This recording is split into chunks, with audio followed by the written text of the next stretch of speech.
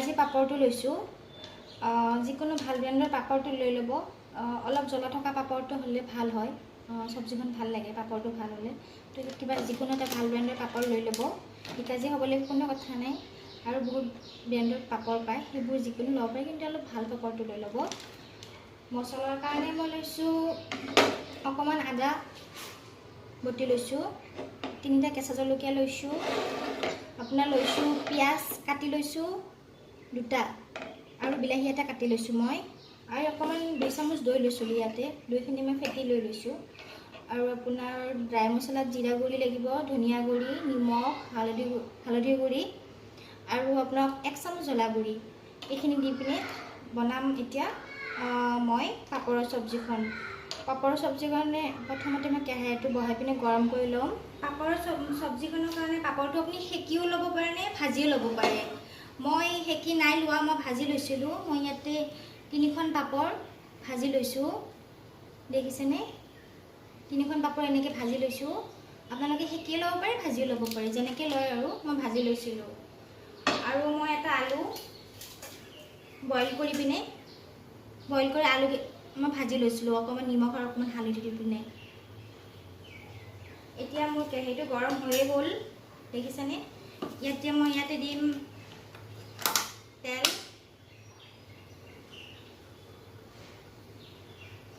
মই 2 চামুচ ইয়াতে তেল দি দিলোঁ।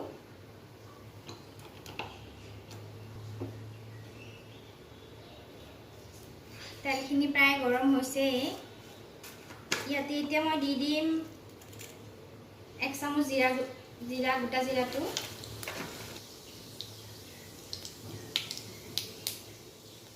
আৰু তেজপাত 2টা দি দিলোঁ।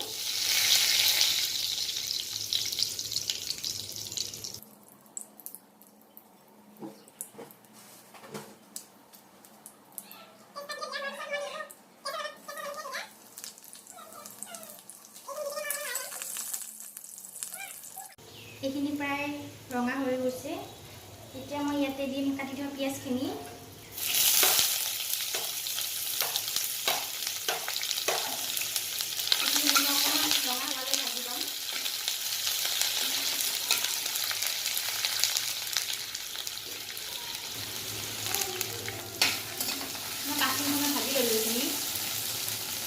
এতিয়া মই ইয়াতে দিম নিমখ 1 চামুচ,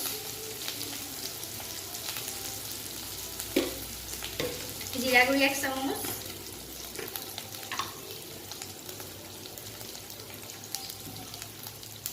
আৰু ধনিয়া গুড়িটো মই এতিয়া নিদিওঁ, মই ধনিয়া গুড়িটো দৈৰ লগতে দিম।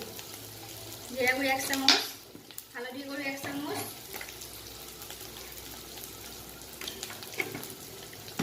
আৰু জ্বলা গুড়ি 1 চামুচ।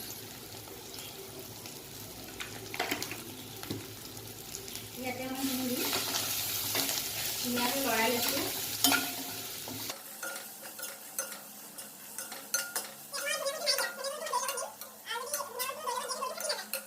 এইখিনি ইয়াতে মই 1 চামুচ ধনিয়া গুড়ি মিক্স কৰি ল'ম।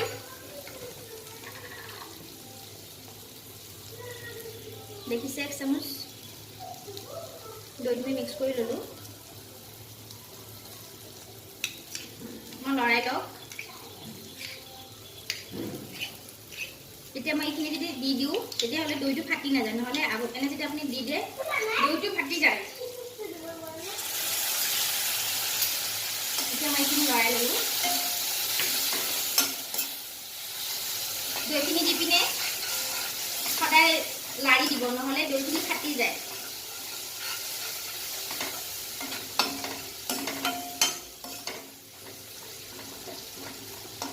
এতিয়া মই ইয়াতে ভাজি লৈছিলোঁ যে আলুখিনি, এটা আলু ভাজি লৈছিলোঁ, এইখিনি মই দি দিলোঁ।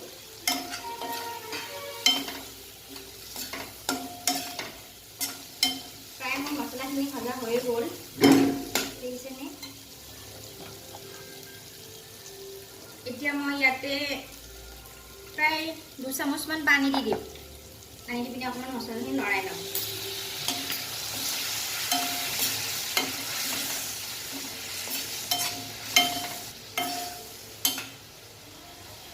মই এনেকৈ অকণমান 5 মিনিট সময় মছলাখিনি পানীৰ লগত মিক্স হ'বলৈ দিম। 5 মিনিট সময় মই এনেকৈ লৰাই ল'ম। প্ৰায় 10 মিনিট সময় জলখন উতলি আছিলে, চাওক এনেকুৱা হৈ গ'ল। এতিয়া পানীখিনি অকণমান মছলাবোৰৰ লগত চব মিক্স হৈ গৈছে। এতিয়া মই ইয়াতে দিম পাপৰখিনি। পাপৰখিনি আপুনি এনেকৈও দিব পাৰে, এনেকৈ অকণমান ভাঙি দিব পাৰে। মই অকণমান ভাঙিয়ে দিম, অকণমান ভাঙি দিলে বেছি টেষ্টি লাগে।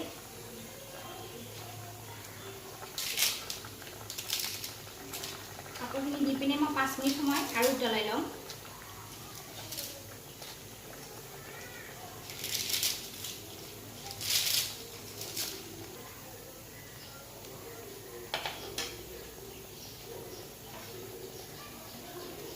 আৰু ওপৰৰ পৰা মই 1 চামুচ গৰম মছলা দি দিলোঁ।